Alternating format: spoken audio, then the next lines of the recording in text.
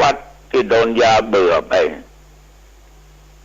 ได้2 ปี 3 ปีมาเนี่ยมาตัวเนี้ยญาติโยมชื่อว่าไอ้ข้าวต้มนี่ตัวเจ้าพระเนรก็ตั้งให้เพราะมันโดนเจ้าของมันไล่ฆ่ามันไปเนี่ยอย่างบอกว่าเจ้าของไล่เอามีดขวางไล่เอามีดฟันตั้งแต่บ้านมันก็ลวกนะมันยังนึกได้ก็แวบเข้าประตูวัดเจ้าของมันก็เลยหยุดบักล้าไล่หมาฆ่าหมาในวัดไอ้ข้าวต้มได้มาอยู่วัดกับเพื่อนกับฝูงวางอำนาจไผ่ขี่รถเข้าในวัดไผ่เตียวในวัดเฮางอมเข้าใส่แต่บักคบไผ่บักกัดไผ่ชาวบ้านก็เดือดร้อนวันศีลวันธรรมไอ้ข้าวต้มนี่จะขึ้นไปบนวิหารเตียวไปเตียวมาส่วนญาติโยมบางคนก็รังเกียจก็เลยบอกให้ญาติโยมว่าปล่อยมันเถอะมันเข้ามาไหว้พระรับศีลก็มาทำบุญก็ฟังเทศน์ฟังธรรมปล่อยมันเถอะญาติโยมในที่สุดศรัทธาก็เข้าใจไอ้เขาต้มอยู่ตุเขาเน้นเขาจะมาขึ้นวิหารมันก็ขึ้นวิหารแต่มันเป็นนั่งที่หน้าตุเจ้านั่งหมอบมันศรัทธาไหว้พระสมทานรับศีลมันก็หมอบบางครั้งก็ส่งเสียงขึ้นอ่อนขึ้นหมอบฟังเทศน์ฟังธรรมบัดเตียวเพ่นพันไปมาไปส่งเสียงร้องใดๆจนว่าชาวบ้านยอมรับไปตึ้มว่าอย่างนี้มันละธรรมาก็ได้ข้อคิดกับพี่น้องชาวบ้านว่าไอ้ข้าวต้มเนี่ยเขาสงสัยนะจ้าก่อนมันจะเป็นกำทุก่อนเน้นเนี่ยจากนี้ตายปุ๊บมาอยู่วัดอยู่เป็นหมาอยู่แต่ชาติหน้ามันอาจจะเกิดเป็นเทพบุตรเทวดาเป็นอินเป็นพรหมก็ได้หรือกับชาติมาเกิดเป็นมนุษย์ก็ได้เป็นหมาอีกก็ได้สุดแล้วกรรมจะบันดาลเอาพอทีหลังมามันมีความสุขมีความสงบเพราะภัยตึงบันไล่ภัยตึงบันอย่างนี้มันตายแบบปอเนี่ยแถมเข้าให้มันตึมกันนะฮักไอ้เขาต้มเพราะอะไรอย่างเพราะเวลาฟังเทศน์มันก็หมอบฟังบทไหว้พระสวดมนต์ก็หมอบอยู่ฮะอย่าเอาตีนสองข้างทางหน้านี่ไปทางหน้าเหยียดเนี่ยเอากลางเขาหมออยู่ฮะนะญาติโยมทั้งหลายต่อมาเนี่ยมันหายไปชาวบ้านมาวัดบาเนี่ยเขาต้มก็ถามว่าตุลุงมาตัวนั้นมีไหนอ่ะก็นะว่านะเขาก็หมานได้ส่งศีลแล้วนะก็ได้ศีลแล้วนะบาหันมันนะมันร่างเป็นอย่างนี้ก็ตุลุงนี่หรอพอดีญาติโยมมีคนเนี่ยเพิ่นไปพบไปปะไอ้ข้าวต้มซึ่งตายไปละบอกว่าผมขอหันป้นติดแต่บุญที่น้ำลำน้ำเมืองบุญไปค้างอย่างนั้นสงสัยจะเป็นข้าวต้มวะประกรรมเสร็จพิธีกรรมสานัดวิธีเมื่อเจ้าเน้นกับทุกเจ้าฟังตากันไปเสาะหาซากของไอ้ข้าวต้มชาวบ้านก็พากันไป2-3 คนไปที่แต่เป็นไอ้ข้าวต้มจริงๆเขาก็ถ่ายภาพมา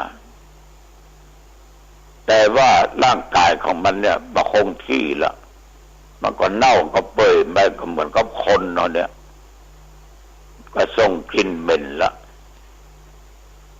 ญาติโยมทุกคนนั้นต่างเศร้าเสียใจเอาพอเด่นพอตุพอศรัทธาเกิดความอินดูเกิดความสงสารไอ้ข้าวต้มน้ำตาคลอเบ้าเนี่ยญาติโยมสัตว์เดรัจฉานมันรู้จักว่าต้องการความสุขต้องการความสงบไม่อยากมนุษย์มาทำร้ายร่างกายมันมาต่อต้านมันแม้แต่แมวก็อย่างเดียวกันก็แสนรู้หมากับแมวอยู่ด้วยกันในวัดอยู่ด้วยกันได้กินข้าวด้วยกันได้ญาติโยมท่านผู้ฟังความสุขความสงบบ่ว่าสัตว์เดรัจฉานว่าสัตว์มนุษย์เพื่อก็ต้องการเอาก็ต้องการฉะนั้นสุขทุกข์ก็ดีอย่าก็ตามญาติโยมมันก็อยู่ที่กรรมของแต่ละบุคคลที่บันดาลมา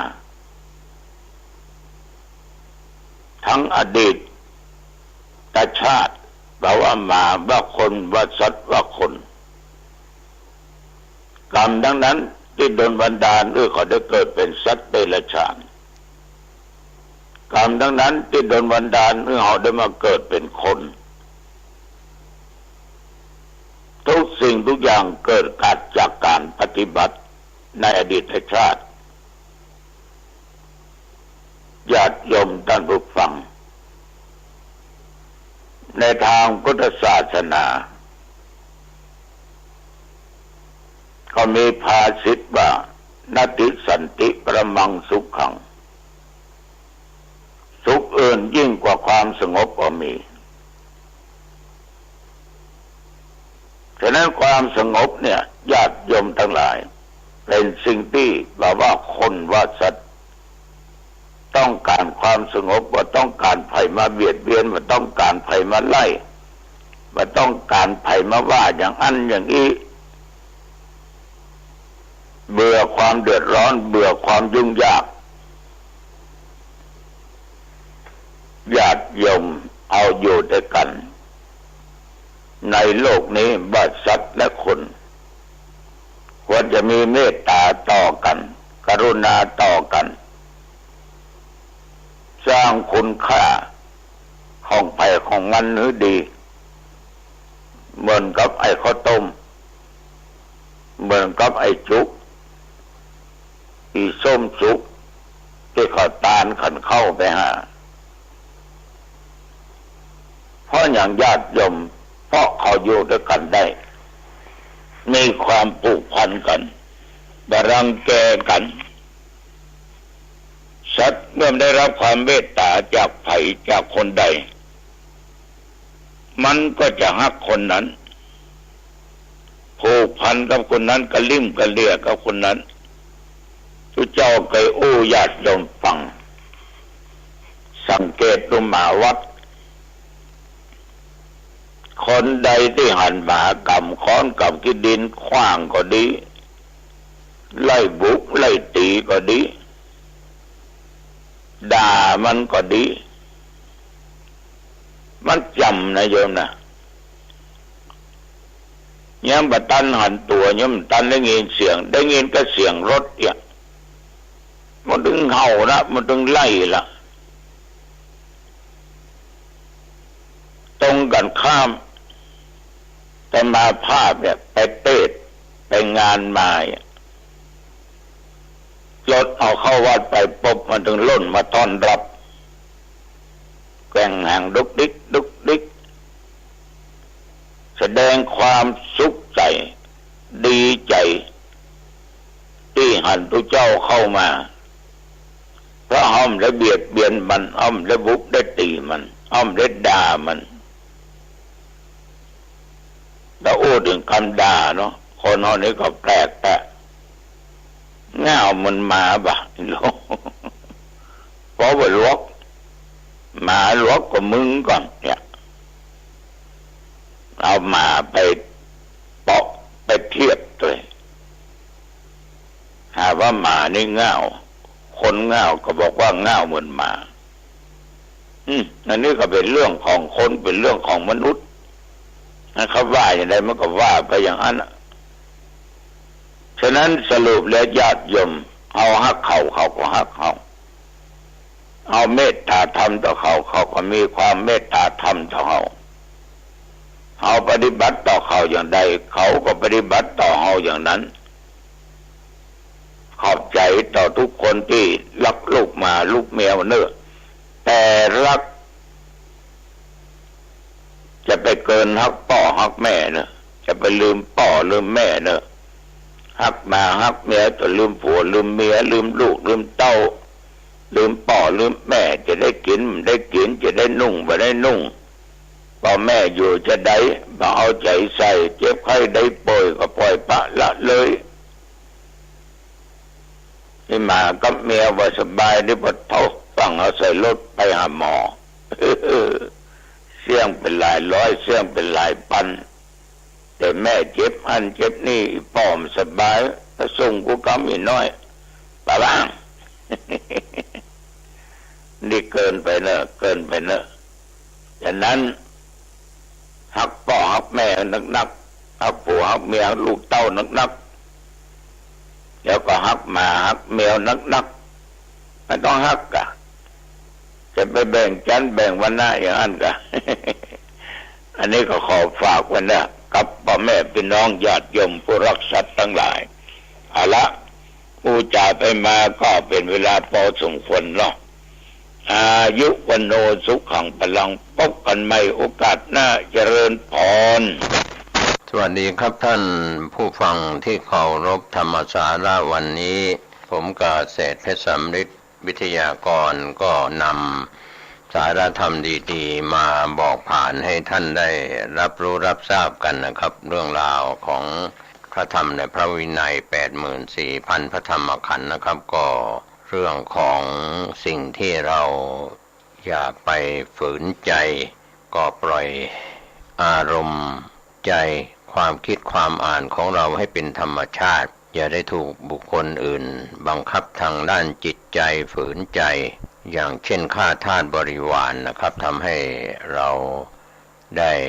เสียความรู้สึกนะครับที่ทำให้เราต้องฝืนใจทำฝืนใจพูดฝืนใจคิดก็ในเรื่องราวต่างๆนะครับที่เรามองกันแล้วในปัจจุบันนะครับท่านผู้ชมท่านผู้ฟังเราเนี่ยทำอะไรเราต้องการหวังจะได้รับการตอบสนองหวังผลที่จะตามมาแต่ในทางสายการปฏิบัติวิปัสสนาหรือสายผู้มีศีลมีธรรมนั้นก็ส่วนใหญ่จะเป็นผู้ปล่อยผู้ละผู้วางถอดถอนอุปาทานขันธ์ในกองแห่งกายเวทนาจิตและธรรมหรือกองแห่งกายใจของเราก็เรื่องที่เราฝืนกับอารมณ์ที่เราไม่พึงประสงค์ไม่ว่าจะเป็นเหตุการณ์ที่เกิดขึ้นในปัจจุบันสำหรับประเทศไทยหรือในต่างประเทศก็ตามที่เราหลายคนหลายท่านไม่พึงพอใจนะครับเรื่องของการฝืนต่ออารมณ์ไม่เป็นไปตามธรรมชาติอย่างเช่นปัจจุบันเรามีโรคภัยไข้เจ็บผ่านมา2 ปี3 ปีมานี้เรื่องของโควิด -19 เราก็ฝืนใจที่จะไม่ได้เข้ารวมกลุ่มในสังคม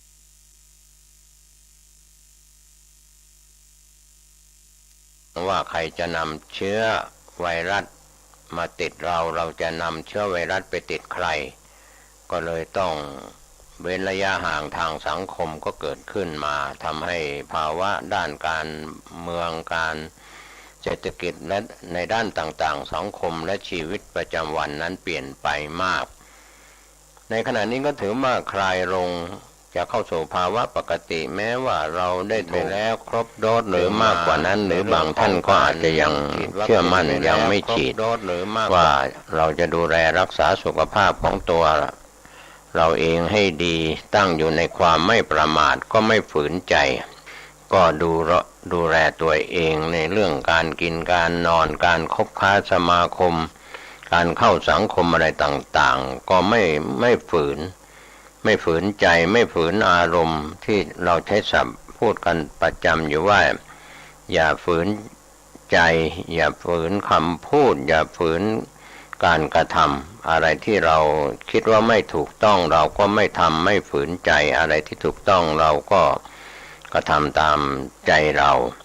ดังนั้นวันนี้ก็เป็นเรื่องที่ปวดร้าวในใจของหลายคนบางท่านที่ถูกบังคับขู่ข่มเหงรังแกเหมือนทาสหรือว่าเป็นข้าทาสเป็นคนรับใช้เป็นทาสอยู่ร่ำไปนะครับดังนั้นถ้าเรามาศึกษาการปล่อยวางการละของธรรมะที่พวกเราได้เคยปฏิบัติกันไม่ว่าจะเคยนั่งสมาธิเคยเดินจงกรมเคยไหว้พระสวดมนต์นี่แหละการที่เราไม่ฝืนใจก็คือการปล่อยวางเราบอกว่าจะใช้ศัพท์ว่าเป็นวิปัสสนาเป็นกรรมฐานอะไรก็ได้ปล่อยวางไปตามธรรมชาติเพราะเราไม่ได้ไปฝืนใจฝืนกายฝืนการกระทำบางคนก็บอกว่าการไปนั่งสมาธิก็ดูเหมือนเป็นการฝืนความรู้สึกของตนเองบางคนก็บอกว่าไปเดินจงกรมเดินกลับไปกลับมาจังกมะเดินกลับไปกลับมาได้อะไรก็ได้คำตอบว่าได้สติได้ปัญญาสติเตสังนิวารนังการที่เราเจริญสตินั้นก็จะกำจัดสิ่งที่เป็นนิวรณ์ที่มาทำให้เราแช่ทางดังนั้นวันนี้เราจะฝืนใจในสิ่งที่เราจะไม่ทำความชั่วเรามาสบายใจกับการทำความดีไม่ว่าจะให้ทานรักษาศีลเจริญภาวนานั้นก็เป็นเรื่องราวที่เราไม่ฝืนใจ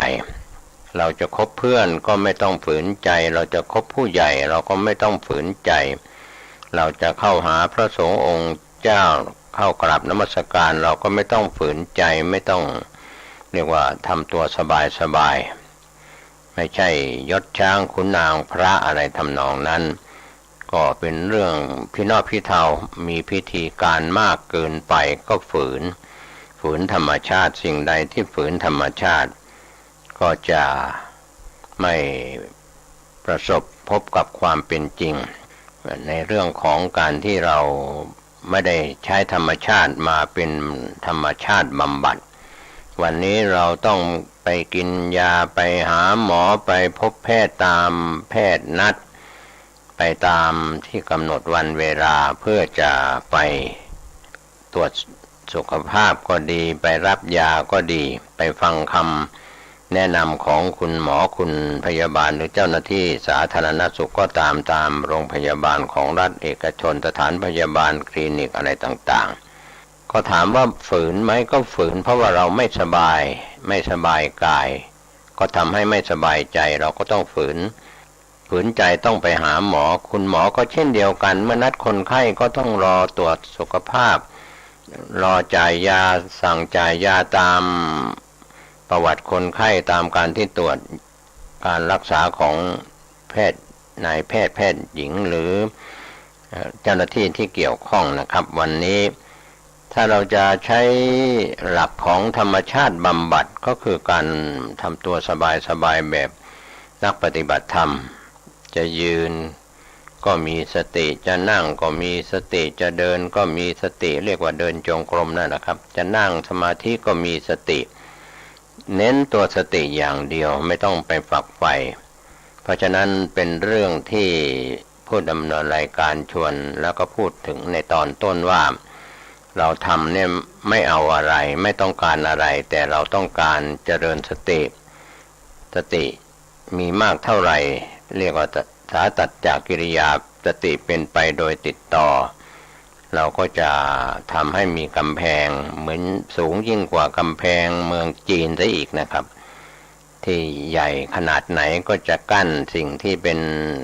ข้าศึกศัตรูเหมือนกำแพงเมืองหรือป้อมปราการต่างๆที่เจ้าเมืองในสมัยอดีตก็จะมีกำแพงเมือง ไว้ป้องกันข้าศึกที่จะบุกรุกเข้ามาฉันใดก็เช่นเดียวกันเรามีกำแพงก็คือสติที่ตั้งไว้ประจำวันเราลองคิดลองพิจารณาว่าเมื่อเราไม่ฝืนใจเรามีความสุขจากการเจริญสติรู้ตัวในการทำในการพูดในการคิดอะไรอยู่ในรอบวันเห็นสภาวะธรรมตามความเป็นจริงว่าทุกสิ่งทุกอย่างทั้งรูปทั้งนามเกิดขึ้นและทั้งรูปทั้งนามก็ตั้งอยู่ทั้งรูปทั้งนามก็ดับไปดังนั้นข้อควรที่เราจะไปแสวงหาครูบาอาจารย์หรือใครก็ตามที่เกี่ยวกับการใช้ธรรมชาติบำบัดก็คือการปฏิบัติวิปัสสนาหรือปฏิบัติธรรมะนั่นแหละครับแสวงหาภายนอกก็คืออาจจะเป็นธรรมชาติไม่แออัดไม่พลุกพล่านด้วยผู้คนอย่างย่านตลาดหรืออะไรจะไปนั่งสมาธิก็อาจจะไม่ใช่ธรรมชาติบำบัดมีแต่เสียงมีภาควิจารณ์การบ้านการเมืองก็นิสัยพ่อค้าแม่ค้าก็เรียกว่าแม่ค้าปากตลาดพ่อค้าปากตลาดก็ขออภัยก็หมายถึงว่าอาจจะนินทาหรืออะไรต่างๆก็ว่ากันไปตามที่ว่าอยู่รวมกันขายสินค้าอยู่ในตลาดนั้นก็มีผู้คนมาเป็นลูกค้าจับจ่ายซื้อหาก็คุยกันวิพากษ์วิจารณ์กันยิ่งในสมัยนี้พ่อค้าแม่ค้าก็มีโทรศัพท์มือถือคนละเครื่อง2เครื่อง3เครื่องก็ก้มหน้าดูข่าวดูคลิปกันอะไรต่างๆวิพากษ์วิจารณ์กันก็มันปากนะครับก็เรียกว่านำมาวิพากษ์วิจารณ์กันสนุกแต่ว่าอาจจะวิพากษ์วิจารณ์ไปหรือส่งคลิปส่งไลน์ส่งข้อความส่งภาพส่งเสียงไปทำให้คนอื่นเขาเกิดความเสียหายก็ผิดพรบคอมพิวเตอร์อีกทั้งเสียงและภาพเหล่านั้นก็สนุกสนานกันแค่ชั่วครู่นะครับอย่าส่งต่ออย่าส่งข้อความอย่าส่งภาพและเสียงอะไรต่างๆที่ไปทำให้ผู้อื่นเสียหายเพราะเรื่องราวที่เกิดเหตุการณ์ที่เป็นคลิปนั้นเราก็ไม่รู้ว่าเป็นข่าวเฟกนิวบิดเบือนหรือข่าวปลอมส่งไปแล้วส่งต่อไปแล้วก็ไปกันมากๆแหล่งต้นตอก็ทำผิดกันตั้งแต่ต้นทางเพราะฉะนั้นวันนี้เราจะทำดีทำชั่วผ่านทางคอมพิวเตอร์หรือทางมือถือหรือทางอินเทอร์เน็ตนั้นก็ขอให้ท่านมีสติในการที่จะรับข้อความจะส่งข้อความและเสียงหรือภาพบางชนิดก็อาจจะไม่ก่อเกิดประโยชน์นะครับก้มหน้าไปวันๆก็ไม่ค่อยจะได้ประโยชน์สนุกสนานอย่างเช่นเล่นเกมเล่นอะไรต่างๆอันนี้เราก็ไม่ว่ากันหลายท่านอาจจะชอบไปทางในทางหนึ่งก็เที่ยวไล่หาYouTube Facebook หรือว่าข้อมูลต่างๆที่อยู่ตามมือถือแล้วก็มีโฆษณาแทรกอยู่ตลอดนะครับพวกทำมาหากินกับการแทรกโฆษณานั้นก็เป็นผลประโยชน์ของ YouTube ของ Facebook ก็เป็นธรรมดาหรือของผู้ดำเนินรายการที่จัดรายการที่หวังจะมี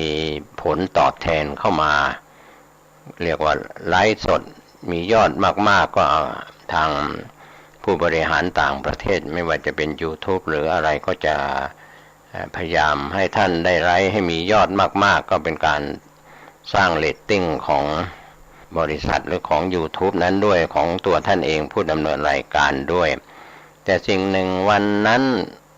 ที่เราไปช่วยโปรโมทเขาก็มีคนเข้าไปชมไปดูไปฟังกันมากก็ถ้าไปโฆษณาขายสินค้าก็ได้ประโยชน์ผู้ประกอบการที่แทรกซึมโฆษณานั้นก็ได้ประโยชน์ผู้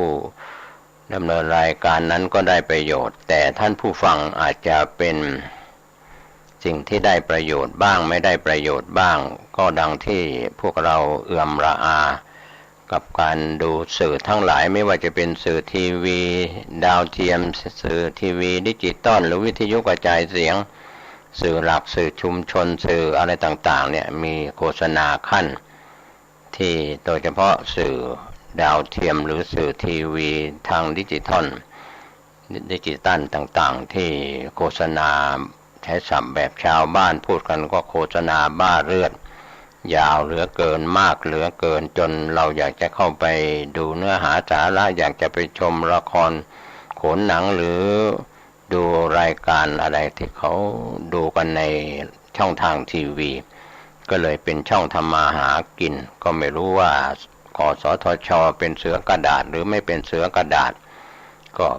ปล่อยเสรีกันไปแต่ว่าบางครั้งก็อาจจะไม่มีขอบไม่มีเขตไม่มีกำแพงกั้นคืออาจจะมากเกินไปเสรีมากเกินไปก็กลายเป็นว่าเป็นดาบสองคมดังนั้นวันนี้ที่ผู้ดำเนินรายการชวนท่านมาคิดตามรอยยุคลบาทของพระพุทธเจ้าก็คือการปฏิบัติธรรมดังนั้นวันนี้พระพุทธเจ้าเป็นครูของเทวดาและมนุษย์ทั้งหลายเป็นศาสดาเอกในโลกสอนคนและสอนมนุษย์ที่เป็นเทวบุตรเทวดาอินพรหมยมยักษ์ก็เป็นเรื่องที่การประกาศพระศาสนา 2,500 กว่าปีมาแล้วมีพระพุทธเจ้าและเหล่าอริยสงสาวกที่เดินทางไปประกาศพระพุทธศาสนาไปยังแว่นแคว้นต่างๆทั้งในที่ในเมืองที่เจริญแล้วในชนบทเพื่อประกาศธรรมผู้มีธรรมก็ย่อมสอนธรรมประกาศธรรมดังนั้นวันนี้ก็จะต้องมีกัลยาณมิตรก็คือพระสงฆ์สาวกในปัจจุบันทั้งอริยสงฆ์และสมมุติสงฆ์รวมไปถึงบริษัทที่มีอยู่ภิกษุสามเณรอุบาสกอุบาสิกาที่ศึกษาแล้วก็สอนปฏิบัติแล้วก็สอนดังนั้นวันนี้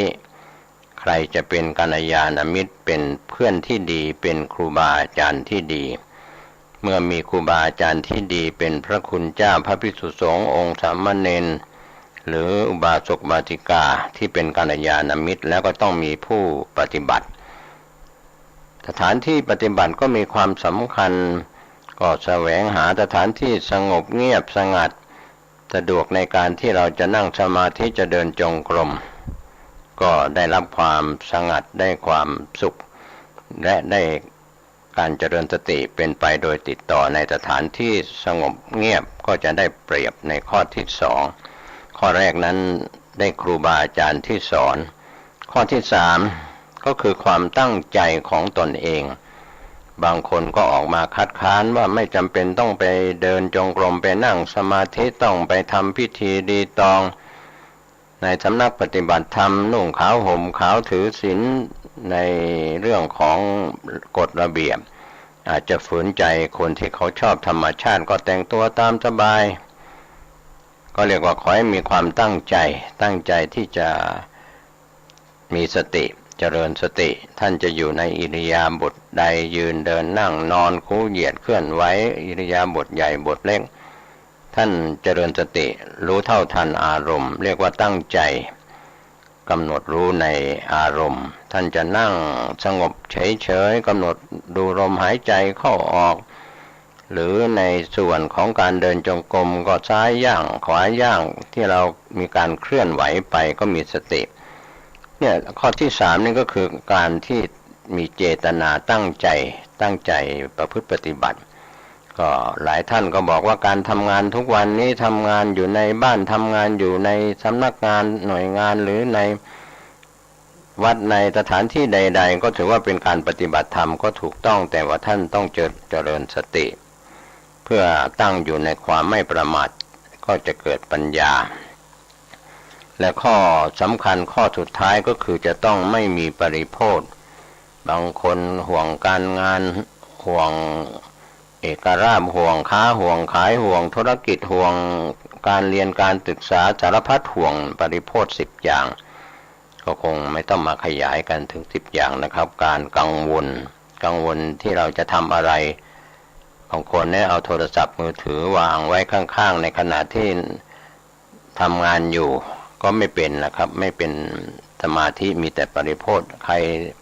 ส่งเสียงมาใครโทรมาใครส่งไลน์ส่งข้อความมาวันคืนหนึ่งก็เป็นโลกสะดุ้งเพราะคอยรับสื่อที่ไม่ได้สาระไม่ได้ประโยชน์อะไรไม่ได้ประโยชน์กับสุขภาพร่างกายของท่านที่จะพักผ่อนและทางจิตใจของท่านจะพักผ่อน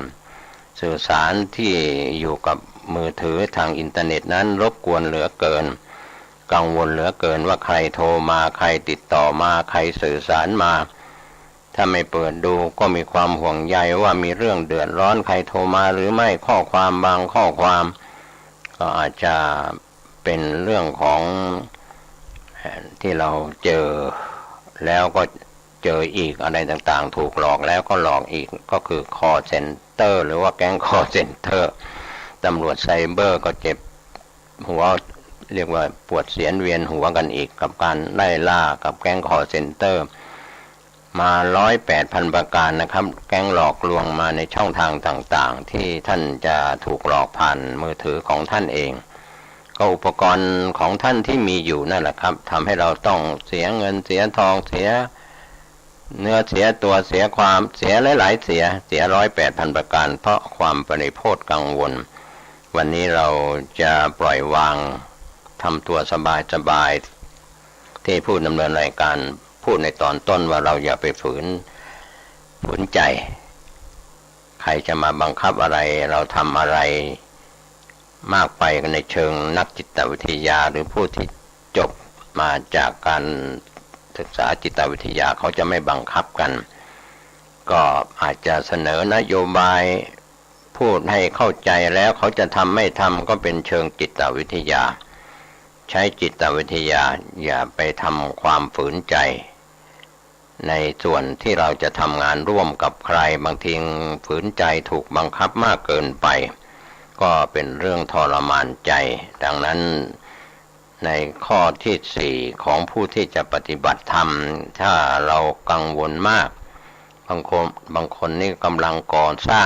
งบ้านสร้างอาคารหรือสร้างวัดสร้างวาหรือสร้างอะไรก็แล้วแต่การทำงานก่อสร้างก็กังวลนะครับเพราะจะยังไม่แล้วเสร็จต้องหาวัสดุก่อสร้างต้องเตรียมต้องอะไรต่างๆนี้ก็เป็นปริโภคก็ไม่เหมาะสำหรับผู้ที่จะปฏิบัติธรรมเพราะมีความกังวลจะต้องก่อสร้างจนแล้วเสร็จจะเป็นสถาปนิกจะเป็นวิศวกรรมจะเป็นสถาปัตย์นักออกแบบใครอย่างไรก็ตามเรียกว่าความกังวลในข้อที่เรามีอยู่ก็ทำให้จิตใจว้าวุ่นไม่สงบนะครับก็เป็นเรื่องธรรมดาความปฏิโภค10อย่างนั้นมากมายทีเดียวนะครับบางคนก็เป็นครูบาอาจารย์ก็ห่วงไปสอนตามสถานศึกษาหรือเป็นข้าราชการก็ต้องห่วงไปทำงานต้องไปลงนามไปเซ็นเอกสารอะไรต่างๆตามหน้าที่การงานท่านที่เป็นผู้ประกอบการภาคเอกชนก็เป็นห่วงว่าจะมีลูกค้าหรือผู้ประกอบการโรงแรมก็เป็นห่วงว่าจะมีแขกเข้ามาพักมาใช้บริการหรือไม่อย่างไรเป็นพี่น้องชาวบ้านธรรมดาก็ห่วงบ้านเหนือบ้านใต้บ้านตกบ้านออกจนไม่ได้มีเวลาเป็นของตัวเองเอาเวลาไปคิดไปวิพากษ์วิจารณ์พูดถึงเรื่องคนอื่นแต่ตัวเองเรื่องของสุขภาพตัวเองบางคนเนี่ยเจ็บไข้ไม่สบายตั้งแต่ศีรษะจนถึงปลายเท้าก็ยังไม่ห่วงตัวเองไปเที่ยวห่วงคนอื่นเขาเจ็บไข้ไม่สบายแต่ตัวเองเนี่ยไฟไหม้เรือนหมออยู่เยียวยารักษาตัวเองไม่ได้เหตุผลก็เพราะว่าไม่หวังว่าตนจะเป็นที่พึ่งของตนหวังว่าคุณหมอคุณพยาบาลหรือ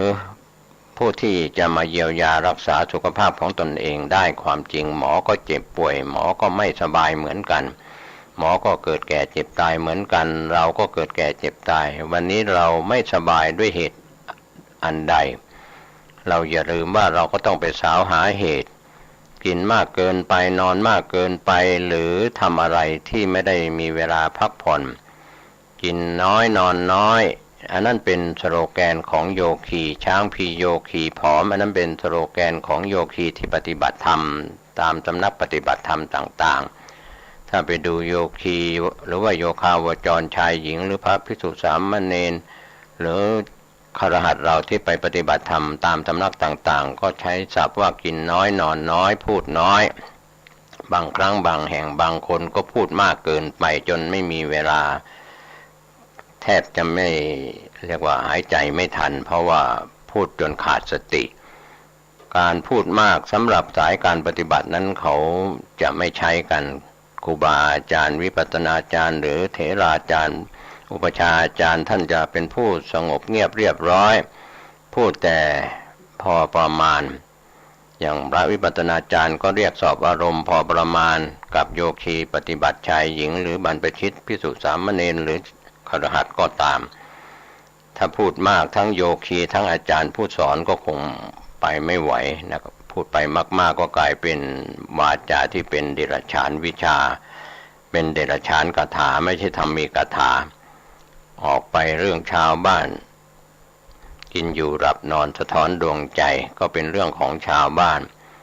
ก็เป็นเรื่องของชาวบ้านเรื่องของพระคุณเจ้าตามวัดวารามต่างๆบางทีศรัทธาประชาชนก็เข้าไปก้าวก่ายการทำงานของพระเถระครูบาอาจารย์พระสังฆาธิการในระดับต่างๆมากเกินไปท่านมีตำแหน่งมีหน้าที่ดูแลพระคุณเจ้าสัทธิวิหาริกอันเตวาสิกของท่านอยู่แล้วท่านเป็นอุปชฌาย์อาจารย์เป็นอุเทศาจารย์อาจารย์ที่สอนธรรมะ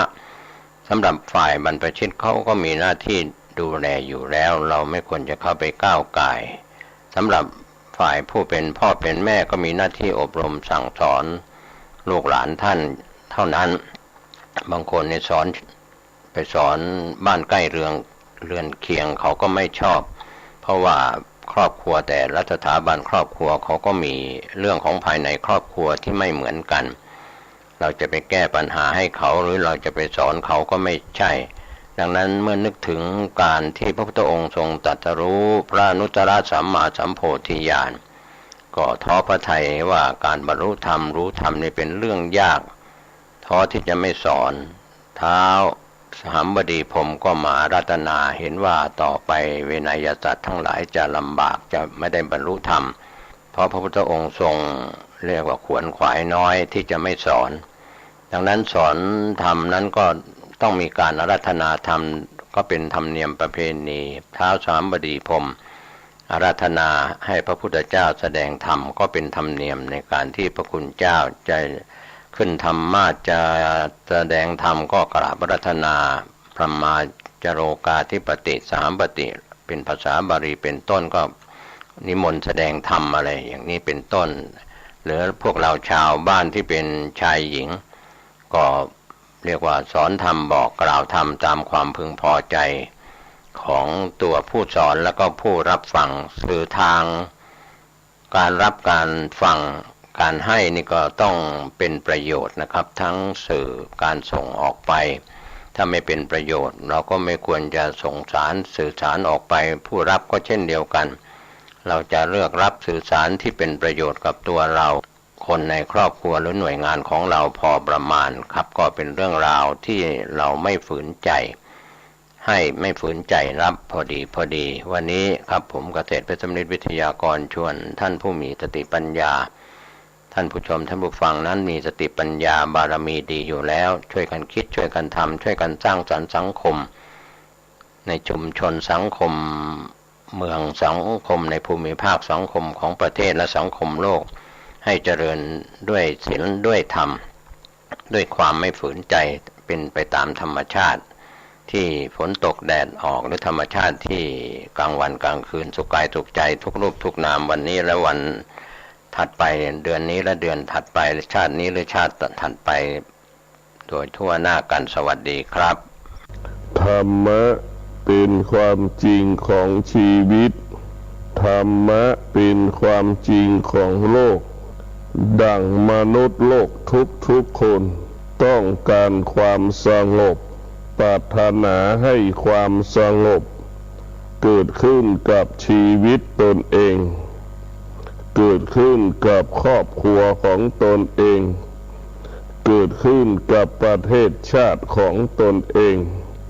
ความสงบเป็นสิ่งอันประเสริฐสำหรับ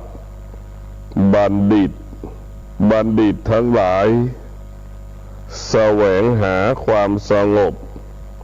รู้ว่าความสงบเป็นเหตุให้เกิดปัญญาความสงบเป็นบ่อเกิดแห่งการตัดสินใจใดๆไม่ผิดพลาด ความสงบเป็นเหตุให้เกิดการศึกษาเรียนรู้จดจำได้ง่ายเข้าใจได้อย่างละเอียดพิจารณาสิ่งใดไม่ผิดพลาดความสงบเท่านั้นเป็นผู้สร้างความมั่นคงให้กับชีวิตของเราความสงบเท่านั้นจะทำให้ชีวิตเรายั่งยืนและงอกงามความสงบเท่านั้นจะทำให้สุขภาพเราแข็งแรงสมบูรณ์ความสงบเท่านั้นทำให้สภาวะจิตของเราสงบนิ่งตลอดกาลความสงบเท่านั้น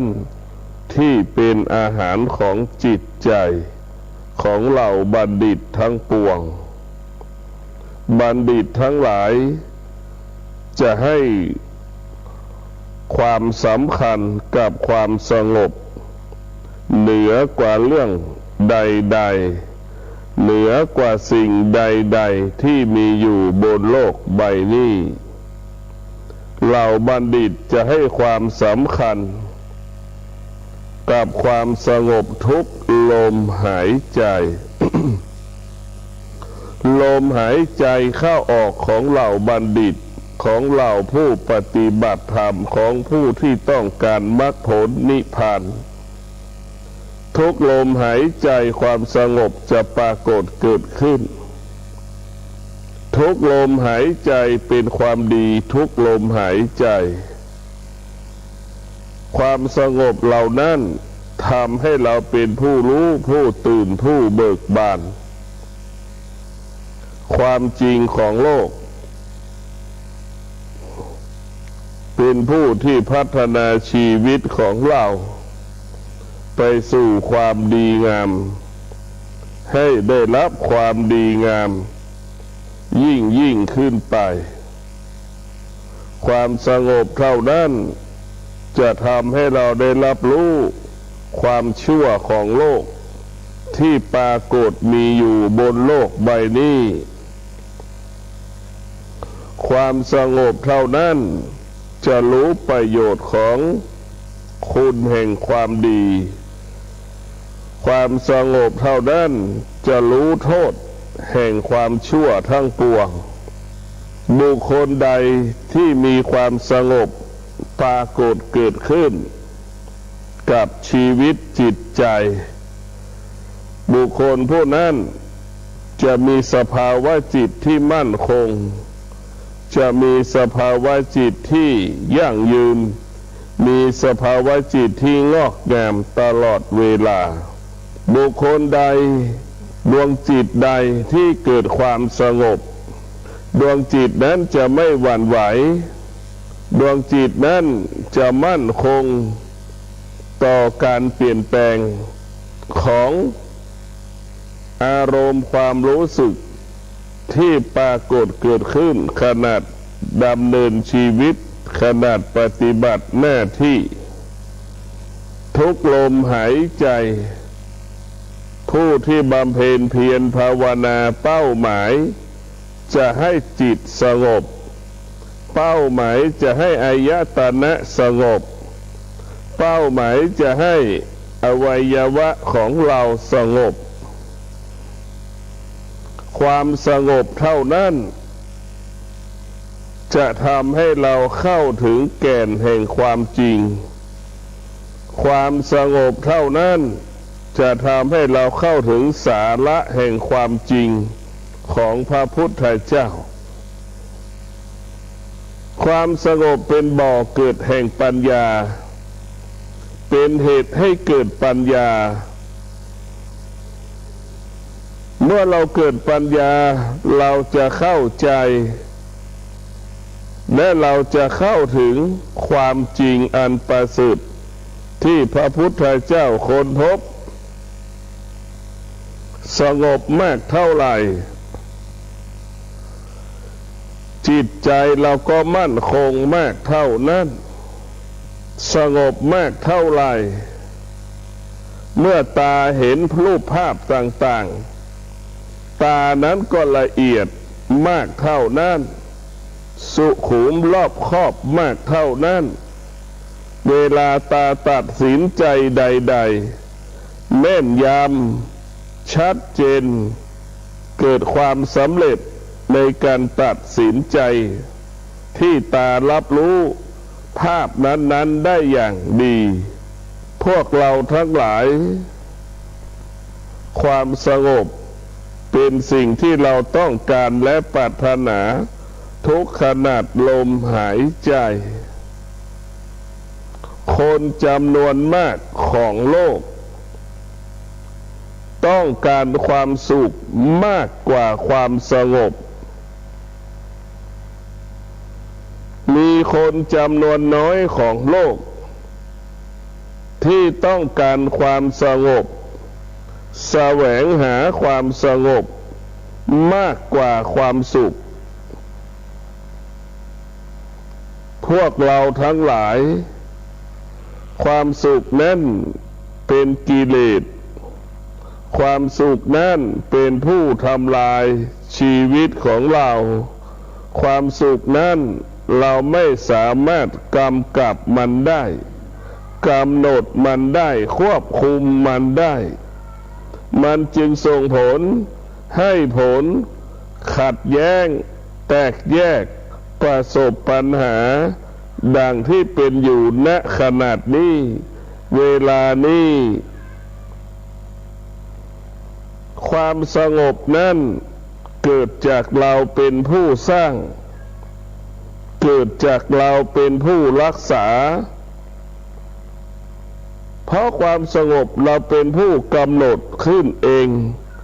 เราเป็นผู้ควบคุมขึ้นเอง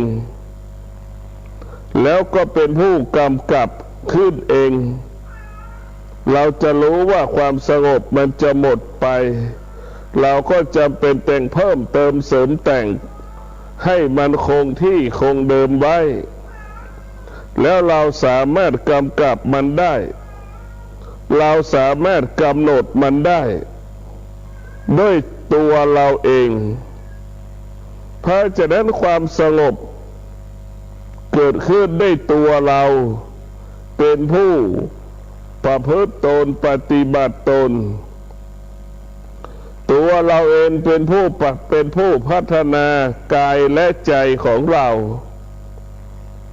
เช่นเรานั่งสมาธิทุกวันเพื่อจะละความวุ่นวายกำจัดความวุ่นวายออกไปจากจิตใจของเราออกไปจากร่างกายของเราออกไปจากชีวิตของเราการนั่งสมาธิก็เปรียบเสมือนการพิจารณาวัสดุคลุภัณฑ์ต่างๆที่เราสะสมมา10 ปี20 ปีเสื้อผ้าอาภรณ์ของกินของใช้ต่างๆนานาเราจะต้องคัดออกคัดแยกออกเอาไปแจกจ่ายมอบให้กับบุคคลอื่นสิ่งไหนที่มันไม่เกิดประโยชน์ไม่เป็นประโยชน์สำหรับเราก็คัดออกแยกออกอันไหนที่จะมอบให้ญาติอันไหนจะมอบให้เพื่อนอันไหนจะมอบให้กับบุคคลอื่นๆเราก็จะได้รู้ว่าความหมายที่มอบให้เพื่อนก็อีกอย่างหนึ่งความหมายมอบให้ญาติก็อีกอย่างหนึ่งความหมายที่จะมอบวัตถุสิ่งของต่างๆให้กับบุคคลอื่นก็แตกต่างกันการนั่งสมาธิก็เป็นการพิจารณาสิ่งที่ไม่จำเป็นสิ่งที่ไม่สำคัญต่อการดำเนินชีวิตของเราก็พิจารณาแล้วก็คัดออกแยกออกไปจากจิตใจของเราออกไปจากชีวิตของเราจนถึงที่สุดมันก็จะเหลือแต่แค่เพียงดำเนินชีวิตแต่ละวันจนถึงที่สุดก็มีเท่าที่จำเป็นในการดำเนินชีวิตของเรามันก็ไม่เกิดภาระมันก็ไม่เกิดปัญหามันก็บ่งบอกว่า